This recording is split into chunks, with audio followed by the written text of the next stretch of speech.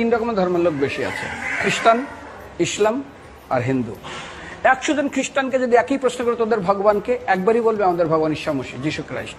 মুসলমানকে জিজ্ঞাসা করবে 3 থেকে 5 মানে মৃত্যুর আগে পর্যন্ত, যাকে এই তোদের ভগবানকে, একই উত্তর দেবে, ভাই আমাদের ভগবান হলো আল্লাহ। হিন্দুদেরকে যদি একই প্রশ্ন করা হয়, ভাই তোদের ভগবানকে, কনফিউজ। 100% হিন্দু 100% কনফিউজ, জানে না ভগবানকে। দ্বিতীয়ত, যদি তুমি মুসলমানকে জিজ্ঞাসা হয় তোরা মসজিদে কেন যাচ্ছিস, ওদের শিখানো হয় মসজিদে যেতে হবে নামাজ আদায় করার জন্য। সপ্তাহে ওরা 100% একদিন মসজিদে যাবেই।